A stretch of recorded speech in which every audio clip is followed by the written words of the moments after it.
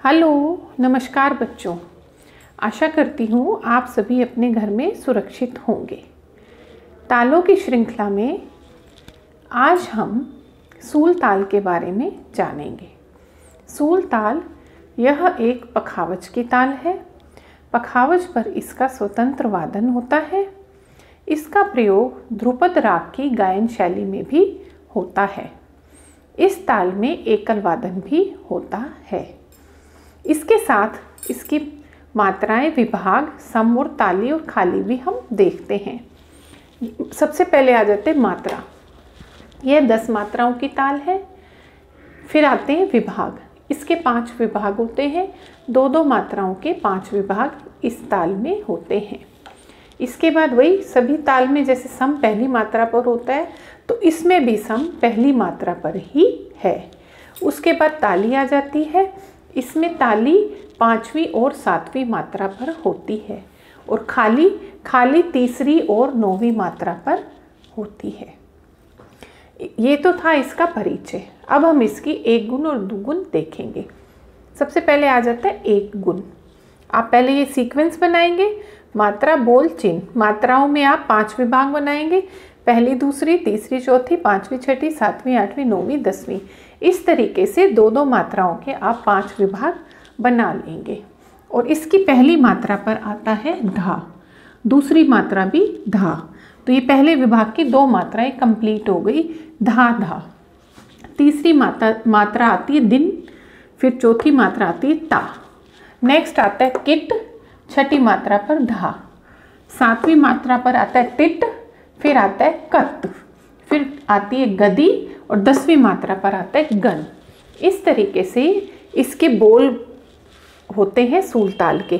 धा धा, दिन, ता, किट, धा, तिट, कत, गदी, गन। ये 10 मात्राएं की हैं ताल और इसके 5 विभागों में 2-2 मात्राएं आती हैं। इस तरीके से एक गुण होगा इसका और उसी हिसाब से हम चिन्ह लगाएंगे।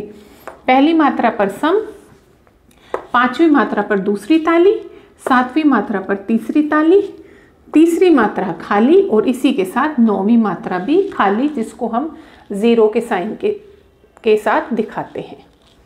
इसके बाद अब हमने दुगुन देखी, उसके बाद हम एक गुण देखी, उसके बाद हम इसकी दुगुन बनाएंगे। दुगुन का मतलब 2-2 मात्राओं को हम आपस में मिलाते जाएंगे और एक मात्रा को बनाते जाएंगे।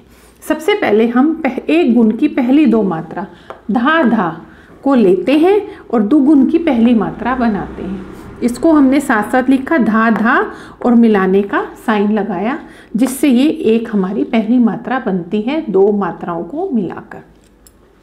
उसके बाद हम दूसरी मात्रा बनाएंगे। तीसरी और चौथी मात्रा को हम आपस में कंबाइन करेंगे। दिन ता और मिलाने का साइन, तो ये हमारी दूसरी मात्रा बनी दुगुन की। फिर इसके बाद हमारे पास 5वीं और 6ठी मात्रा आती है किट धा।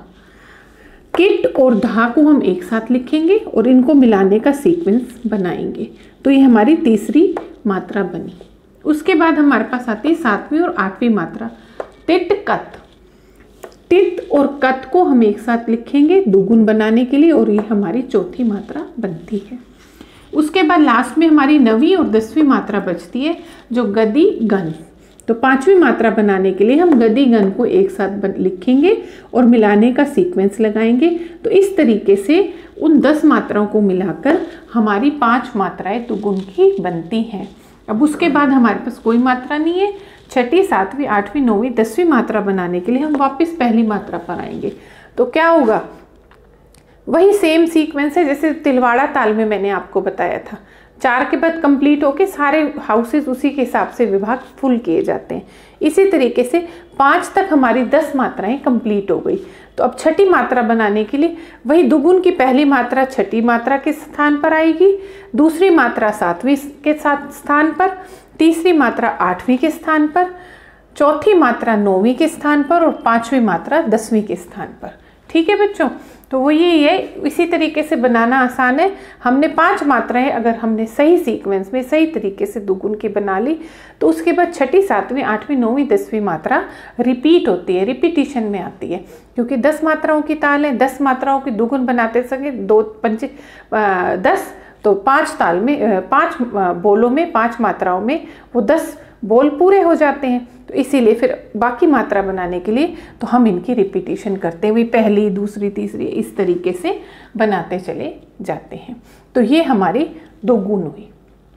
ठीक है, इसकी दोगुन भी आसान है, क्योंकि पहली 5 मात्राएं बनाने के बाद फिर 6 से 10 मात्राओं तक बनाना हमारे लिए आसान हो जाता है रिपीटिशन के कारण।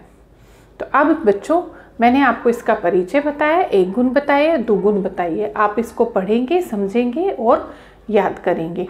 मैं जो भी ताल आपको बता रही हूँ वो आपको बिल्कुल सिंपल वे में हर तरीके से हर स्टेप पर समझाई जा रही है। इसको ध्यान से सुनिए, याद करिए सिंपल तरीके से, इसीलिए क्योंकि जिससे आपको ढंग से सब कुछ समझ आ जाए। अगर आप मेरी सारी वीडियोस को देखेंगे तो बिल्कुल सिंपल वे में सब कुछ समझाया हुआ है। अगर आप इसी तरीके से पढ़ेंगे तो आपके 100 आउट ऑफ 100 मार्क्स जरूर आएंगे म्यूज़िक में, जो कि एक आपका एडिशनल सब्जेक्ट है, कईयों का मेन सब्जेक्ट भी होगा। ठीक है ना, तो ये परसेंटेज को इंक्रीज़ करने में हेल्प करता है 100 आउट ऑफ 100 आने के बाद। थैंक यू बच्चों, हैव अ नाइस डे बच्चों।